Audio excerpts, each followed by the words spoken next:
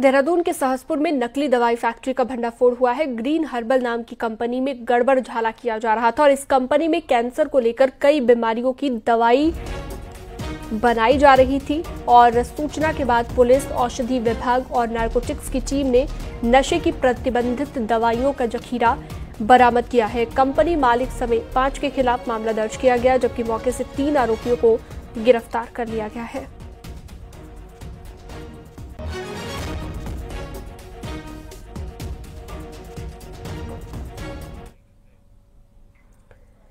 देहरादून से बड़ी खबर आ रही है, जहां पर कैबिनेट मंत्री धन सिंह रावत के घर के बाहर कांग्रेस विधायक प्रीतम सिंह ने समर्थकों के साथ धरना दिया है और इस दौरान बड़ी संख्या में पुलिस फोर्स भी तैनात रही।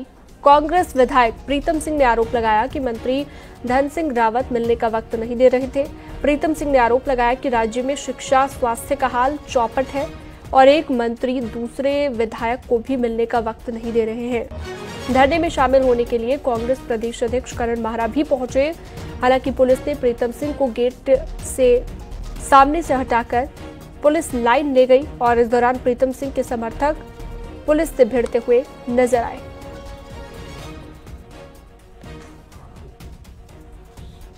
प्रदेश के अंदर स्वास्थ्य और शिक्षा व्यवस्था पूरी तरीके से पटरी से उतरी हुई है और इसके लिए मैंने मंत्री जी से कई बार मिलने का प्रयास किया और उन्होंने तमाम दस्तावेजों पर जो पत्र मैंने उनको लिखे थे आदेश के, उनका भी कोई जवाब जो है सही तरीके से इम्प्लीमेंट नहीं हो पाया, जिसके विरोध में मैंने कल ही घोषणा की थी कि अगर ये व्यवस्था नहीं सुधारी गई तो मैं कल सांकेतिक रूप से जो है मंत्री के आवास के बाहर धरने पर बैठूंगा और आगे ये संघर्ष अब जारी रहेगा। देखिए, मुझे अफसोस हुआ ये पता जब चला कि प्रीतम सिंह जैसे वरिष्ठ व्यक्ति जो पार्टी के प्रदेश अध्यक्ष भी रहे, कैबिनेट मंत्री भी रहे, सीएलपी भी रहे और वरिष्ठतम विधायकों में से हैं, उनको समय नहीं दे रहा मंत्री और एक बार नहीं 10-10 बार मांगने में समय नहीं, फोन नहीं उठा रहे, तो इससे ज्यादा खराब और क्या देखने को मिलेगा। स्वास्थ्य सुविधाएं पहले पटरी से नीचे, आप सब इस बात के गवाह। 4 धाम यात्रा की जब हम तैयारी कर रहे थे, स्वास्थ्य मंत्री यहाँ नहीं थे, उस समय वो किसी दूसरे प्रदेश में चुनावों में व्यस्त थे, जबकि वहाँ लोग कार्डियक अटैक से मर रहे थे, ऑक्सीजन की कमी से मर रहे थे और शिक्षा की व्यवस्था भी बहुत बुरी हालत है। बाबा साहेब भीमराव अंबेडकर का आज परिनिर्वाण दिवस है। इस मौके पर सीएम पुष्कर धामी ने बाबा साहेब की फोटो पर माल्यार्पण कर उन्हें श्रद्धांजलि दी और उनको याद किया।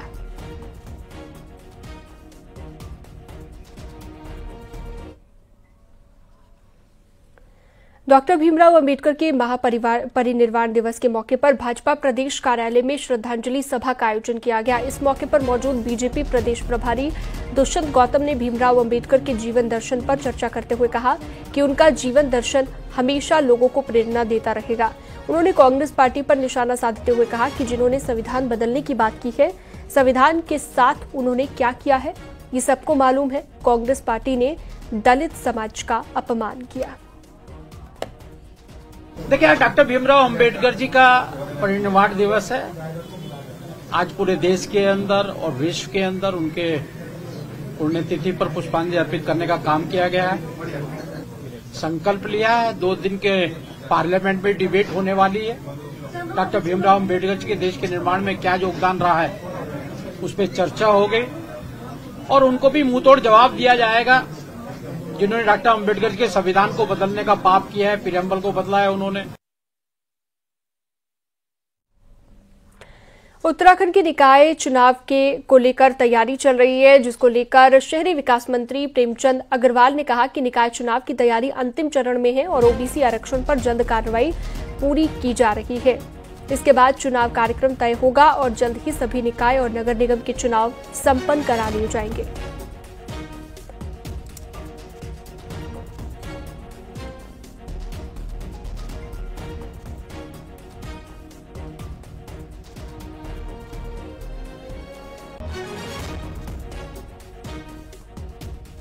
तो तैयारी लगातार जारी है। निकाय चुनाव को लेकर अंतिम चरण में है तैयारी। प्रेमचंद अग्रवाल की ओर से बताया गया है जल्द ही ओबीसी आरक्षण जारी किया जाएगा, उसके बाद कार्यक्रम आगे का तय होगा।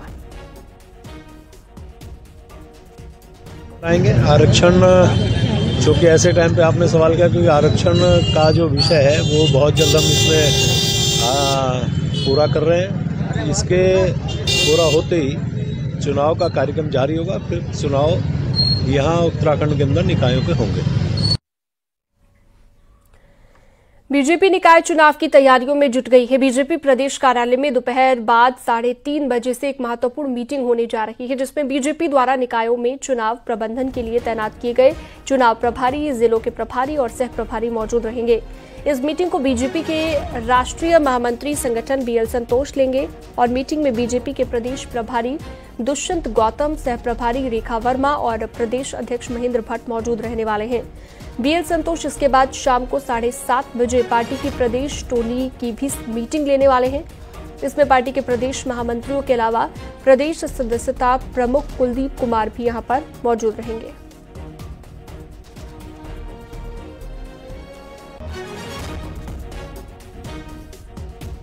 BL संतोष जी, हमारे राष्ट्रीय महामंत्री और प्रदेश के प्रभारी आदरणीय दुष्यंत गौतम जी, राष्ट्रीय उपाध्यक्ष और प्रदेश के सह प्रभारी आदरणीय रेखा वर्मा जी हमारे प्रदेश कार्यालय पर एक महत्वपूर्ण बैठक को लेंगे। सभी वरिष्ठ पदाधिकारी, हमारे जिले के प्रभारी, सह प्रभारी और नगर निगम के जो प्रभारी हमने बनाए हैं, ऐसे वरिष्ठ पदाधिकारियों के साथ में वो चर्चा वार्ता करेंगे। राज्य में जल्द ही निकाय चुनाव होने हैं। देरी है महज OBC आरक्षण तय किए जाने को लेकर, जिसने नगर निगम मेयर जैसे पदों पर दावेदारी की सांसें अटकाई हुई हैं। सरकार अगर OBC आरक्षण तय करने के लिए बनाए गए आयोग की सिफारिश मानती है तो जिसकी संभावना भी है, तो कैसी होगी नगर निगम समेत निकायों की तस्वीर, एक एक्सक्लूसिव रिपोर्ट के जरिए आपको दिखाते हैं।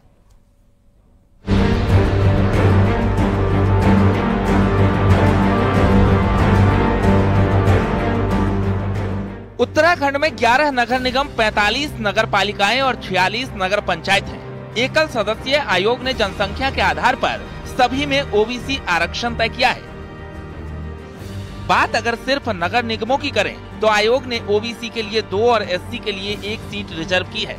इसके अलावा 33% आरक्षण के हिसाब से 4 सीटें महिलाओं के लिए आरक्षित हो जाएंगी, जबकि अभी तक SC OBC के लिए 1-1 सीट और महिलाओं के लिए 3 सीट रिजर्व थी।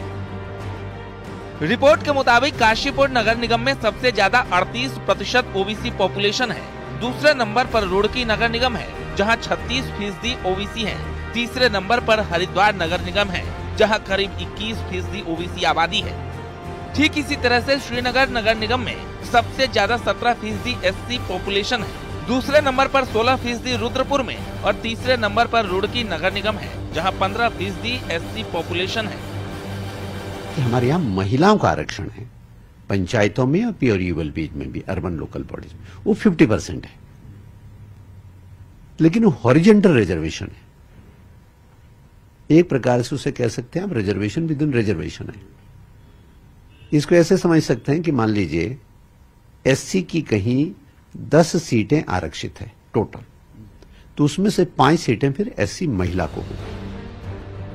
अब आपको बताते हैं कि कौन कौन से नगर निगम में मेयर पद आरक्षित हो सकते हैं। वर्तमान में रुद्रपुर नगर निगम SC, काशीपुर नगर निगम OBC, हरिद्वार, कोटद्वार और ऋषिकेश नगर निगम में मेयर सीट महिला कैंडिडेट के लिए आरक्षित थी, लेकिन अब ये रोटेशन घूम सकता है। नए समीकरणों के तहत अब सबसे ज्यादा SC पॉपुलेशन वाली श्रीनगर नगर निगम या फिर अल्मोड़ा, दोनों में से कोई एक सीट SC के लिए आरक्षित हो सकती है। काशीपुर के बजाय अब दूसरे और तीसरे नंबर की OBC पॉपुलेशन वाले रुड़की और हरिद्वार सीट OBC के लिए आरक्षित हो सकती है। हल्द्वानी नगर निगम सीट महिला आरक्षित हो सकती है। देहरादून, ऋषिकेश, अल्मोड़ा, कोटद्वार, पिथौरागढ़ और काशीपुर नगर निगम में महिला या फिर सामान्य सीट हो सकती है। इसमें अनुसूचित जाति के लिए 1 और OBC के लिए 2 सीटें आएंगी जो मानक आ रहे हैं, और उसी रेशियो में हम देखते हैं तो 3 सीटें इसमें महिलाओं के लिए आएंगी। तो 6 सीट का आरक्षण तो 11 में अभी के जो मोटा मोटा हम लोगों ने जानकारी ली है, जो कागज देखे हैं, उसमें लगता है कि 6 सीट शायद आरक्षित होंगी, 7 भी हो सकती हैं। जहां तक आरक्षण का सवाल है, आरक्षण अब ये रोटेट करेंगे। इसी तरह 45 नगर पालिकाओं में भी अध्यक्ष पद की 6 सीटें SC, 1 सीट ST और 13 सीटें OBC के लिए आरक्षित होने जा रही है। कुल मिलाकर अब सबकी नजरें इसी आरक्षण पर है, जिस पर बने सस्पेंस से सरकार किसी भी वक्त पर्दा उठा सकती है। इसी के साथ नगर निगम से लेकर नगर पंचायत तक कई दावेदारों का भविष्य भी तय हो जाएगा। देहरादून से सुनील नप्रभात, न्यूज़ 18।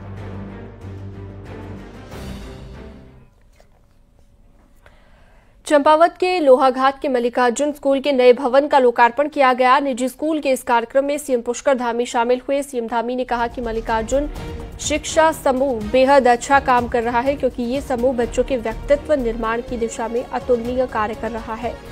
इस स्कूल में बच्चों को आधुनिक विषयों के साथ ही विदेशी भाषा का भी ज्ञान दिया जा रहा है। साथ ही स्कूल में हिंदू संस्कृति और कुमाऊनी भाषा का भी ज्ञान दिया जा रहा है। भाइयों बहनों, शिक्षा व्यवस्था किसी भी समाज के लिए बहुत ही महत्वपूर्ण एक स्तंभ है, एक आधार स्तंभ है। और आज बच्चों को शिक्षा प्रदान करने के साथ साथ उनके संपूर्ण व्यक्तित्व का विकास करना भी अत्यंत महत्वपूर्ण है। मुझे जानकर प्रसन्नता हो रही है कि मल्लिकार्जुन स्कूल में बच्चों को एस्ट्रो रोबोटिक्स जैसे आधुनिक विषयों की जानकारी देने के साथ ही विदेशी भाषाओं का ज्ञान भी दिया जा रहा है। इसके साथ ही स्कूल में हिंदी, संस्कृत, कुमाऊनी भाषा में दैनिक प्रार्थना सभा का आयोजन बच्चों को हमारी जो समृद्ध सांस्कृतिक धरोहर है उससे जोड़े रखने का भी बहुत ही शानदार प्रयास है। इसके लिए भी मैं विद्यालय परिवार को बहुत बधाई देता हूं। जोशीमठ के आपदा प्रभावित पंगनों और बडगिंडा गांव के 43 परिवारों को करीब 2 करोड़ की सहायता राशि मंजूर कर ली गई है। लैंडस्लाइड में पंगनों गांव के 40 और बडगिंडा तक के गांव के 3 परिवारों का विस्थापन किया जाएगा, जिसके लिए डीएम की अध्यक्षता में बनी कमेटी ने सहायता राशि मंजूर की है।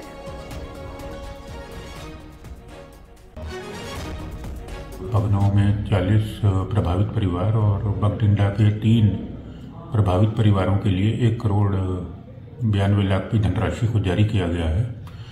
और उसके अतिरिक्त जो 50 प्रभावित परिवार हैं उनके लिए भूमि चयन किया जा रहा है और भूमि चयन होते ही आवश्यक कार्यवाही अमल में लाई जाएगी।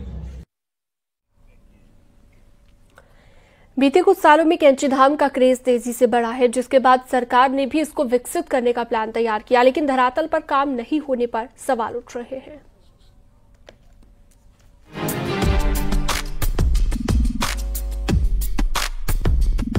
– 2020 के बाद कैंचीधाम में भीड़ जरूर बढ़ी, लेकिन सुविधाओं का विस्तार आज भी नहीं हो सका है। पिछले 3 सालों में 28 करोड़ की डीपीआर 40 करोड़ के पार पहुंच गई है, तो वहीं प्रशासन ने 25 करोड़ की एक दूसरी डीपीआर सरकार को भेज दी है, जिससे ओम ब्रिज, मेडिटेशन सेंटर के साथ टॉयलेट, बाथरूम, पुलिस चौकी और अस्पताल के साथ हेलीपैड बनाने की योजना है। हालांकि सरकार ने धाम में काम कराने को लेकर 28 करोड़ रुपए मंजूर कर दिए हैं, लेकिन काम शुरू होने का इंतजार है। कैंची धाम का जो गवर्नमेंट की तरफ से 28 करोड़ की स्वीकृति मिल चुकी है, उस स्वीकृति के अंतर्गत एक ब्रिज है, ओम ब्रिज है जो स्टेट ऑफ आर्ट ब्रिज है, और एक हमारा पार्किंग है, वहां पे पार्किंग की समस्या है, तो G+2 पार्किंग इसमें बनाएंगे। बाकी उसका एक रिवाइज एस्टीमेट 40 करोड़ का हम लोग ने भेज दिया है शासन में। गौरतलब है कि कैंचीधाम में भीड़ बढ़ने के बाद कई कामों की योजना बनी, लेकिन धरातल पर काम आज भी नहीं हो सका है। आए दिन जाम से श्रद्धालुओं को परेशान होना पड़ रहा है, तो अल्मोड़ा, बागेश्वर, पिथौरागढ़ जाने वालों के लिए भी मुसीबत बन रही है। और सालों से सिर्फ डीपीआर की फाइल घूमने को लेकर स्थानीय लोग प्रशासन के कामकाज पर सवाल उठा रहे हैं। कैंचीधाम में डीपीआर तो बढ़ाते जा रहे हैं, लेकिन धरातल में अभी तक काम नहीं हुआ है। ये सरकार की विफलता है जो उधर ध्यान नहीं दे रही है, और जो यात्री हैं, यहाँ की जनता है, उनको 5-5, 6-6 घंटे लेट वहाँ से जाम में फंस रहे हैं। ना वहाँ पार्किंग की व्यवस्था है, ना स्वास्थ्य व्यवस्था है, जिससे लोग, आम जनता भी परेशान है, वहाँ के ग्रामीण क्षेत्र के लोग भी परेशान हैं। बहरहाल जब तक कैंचीधाम में काम नहीं होंगे, तब तक मुसीबत ऐसी ही बनी रहेगी। जरूरी होगा कि प्रशासन जल्द काम शुरू करे और धाम आने वाले हजारों लोगों की आए दिन होने वाली परेशानियों को कम किया जा सके। न्यूज़ 18 के लिए नैनीताल से वीरेंद्र बिष्ट की रिपोर्ट। 5 दिनों तक जौनसार बावर में चलने वाली बूढ़ी दिवाली का नाच गानों और हाथी नृत्य के साथ समापन हो गया है। पारंपरिक नृत्य के साथ देर रात तक जौनसार बावर के कई गांवों में जश्न मनाया गया। पौराणिक वेशभूषा में लोग हाथी और हरिण नृत्य करते हुए दिखाई दिए। दोनों ही नृत्य महासू महाराज को समर्पित माने जाते हैं।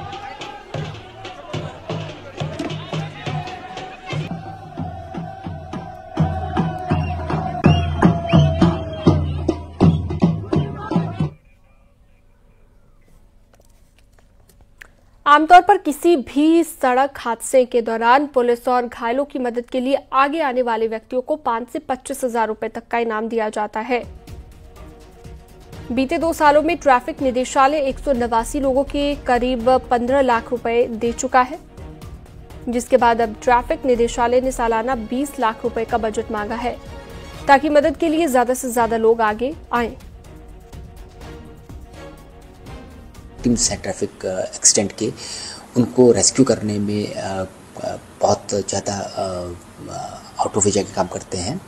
तो उनको मोटिवेट करने के लिए गुड्स मेंटेनेंस स्कीम में फाइनेंशियल प्रोविजंस हैं कि उनको फाइनेंशियल असिस्टेंस प्रोवाइड करने का है, उनको रिवॉर्ड करने का है। इसके अलावा भी हमारे पास जो ट्रैफिक पुलिस में जो हमारे पास मद है, उसमें अवेयरनेस स्कीम में भी हमारे पास पैसा है। उत्तरकाशी में गंगोत्री धाम के प्रमुख पड़ाव भटवाड़ी में सरकार ने बड़ी सौगात दी है। भटवाड़ी में प्राथमिक स्वास्थ्य केंद्र को 50 बेड के साथ अपडेट किए जाने को स्वीकृति दी गई है। सौगात मिलने से इलाके की जनता और गंगोत्री विधानसभा से विधायक ने खुशी जताते हुए सीएम पुष्कर धामी का आभार जताया। इससे 40 गांव के लोगों को फायदा मिलेगा, साथ ही यात्रा सीजन में यात्रियों की सुविधा बढ़ेगी। भटवाड़ी में और गंगोत्री मार्ग की लाइफलाइन माना जाता है भटवाड़ी, और उससे ऊपर कहीं इतना बड़ा हॉस्पिटल नहीं था। तो सबसे पहले मैं अपने एसएसए माननीय मुख्यमंत्री धामी जी का बहुत यहाँ की जनता की ओर से और अपनी ओर से उनका आभार व्यक्त करता हूँ। अपने स्वास्थ्य मंत्री का भी, जिन्होंने यहाँ पर 50 बेड का लगभग 22-23 करोड़ रुपए का हॉस्पिटल जो है भटवाड़ी के लिए स्वीकृत किया। और चमोली के पहाड़ों में लगातार ठंड बढ़ने की वजह से नीति घाटी में ठंड का असर देखा जा रहा है और यहां पर नदी, नाले और प्राकृतिक झरने जम गए हैं। बर्फ जमने से पहाड़ों में सुबह शाम के तापमान में काफी गिरावट दर्ज की जा रही है। नीति घाटी में ठंड से बर्फ अब जमने लगी है।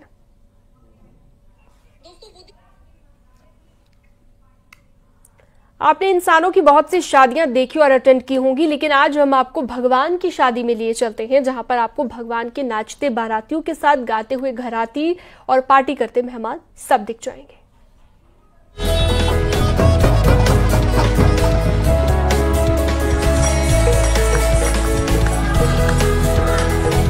हल्द्वानी की आवास विकास कॉलोनी में नाचते गाते ये बाराती कोई सामान्य बाराती नहीं है, क्योंकि ये इंसानों की नहीं बल्कि भगवान श्री कृष्ण के बाराती हैं। और भगवान कृष्ण की दुल्हन बनी है 55 साल की भावना, जिन्होंने अपने जीवन के 30 साल कृष्ण भक्ति में गुजार दिए हैं। भगवान श्री कृष्ण की दुल्हन बन जहां भावना बेहद खुश हैं, वहीं उनके रिश्तेदार भी श्री कृष्ण को जीजा जी के रूप में पाकर फूले नहीं समा रहे हैं। यही नहीं, भावना की सखियों के पांव भी जमीन पर नहीं है, वो जीजा जी कृष्ण के आने पर थिरक रही हैं। मैंने नहीं, उनने सोचा होगा मेरे जैसे भाग कहाँ जो मैं उनके साथ शादी करूं, उन्हीं ने सोचा होगा। और आज मैं इतनी खुश हूँ, मैंने सपनों में भी नहीं सोचा था कि आज मेरे लिए इतना होगा, सब आप लोग मेरे लिए इतना करेंगे करके। मैं इसलिए वो करा, उन्हीं भगवान ने मेरे को शादी के लिए वो करा होगा। हमें तो बहुत खुशी हो रही है, हमारी दीदी का विवाह हो रहा है, इतना अच्छी बात है। आज हमारा सौभाग्य है जो ये हमारी दीदी की शादी हो रही है श्री कृष्ण भगवान से। हमें जीजा के रूप में कृष्ण भगवान जी मिल रहे हैं, इससे बड़ी खुशी क्या होगी। दूसरी तरफ भगवान श्री कृष्ण की बारात का हिस्सा बन बाराती से लेकर पंडित जी भी खुद को धन्य मान रहे हैं। भगवान के बाराती बनने का सौभाग्य मिला है आज। ऐसा अद्भुत योग और ऐसा अद्भुत दिन हमें कभी सोचा नहीं था कि भगवान के बाराती मिलेंगे। आज हम भगवान के बाराती बनकर, भावना दीदी जो कृष्ण भक्त काफी वर्षों से भगवान की सेवा में लगी है। एक मेरा अभी अवसर है, मेरे लिए भी सौभाग्य की बात है कि इस विवाह का मैं साक्षी होने जा रहा हूँ और ब्राह्मण रूप में यहाँ पर हूँ। और फिलहाल मैंने ये आज तक ऐसे विवाह कोई कराए नहीं है, लेकिन हमारे सनातन में कृष्ण भगवान के साथ कन्याओं का विवाह होता आया है। दरअसल भावना के मन में भगवान कृष्ण को लेकर ऐसी अलख जगी कि उन्होंने अपने जीवन का एक बड़ा हिस्सा कान्हा की भक्ति में डुबा दिया, जिसके बाद अब भावना हमेशा के लिए कान्हा की हो चली है। और इस पल के गवाह बने हैं ये सब लोग, जिन्होंने नाच गाने से लेकर पार्टी तक में शामिल होकर खूब धमाल मचाया। हल्द्वानी से न्यूज़ 18 के लिए शैलेंद्र नेगी की रिपोर्ट।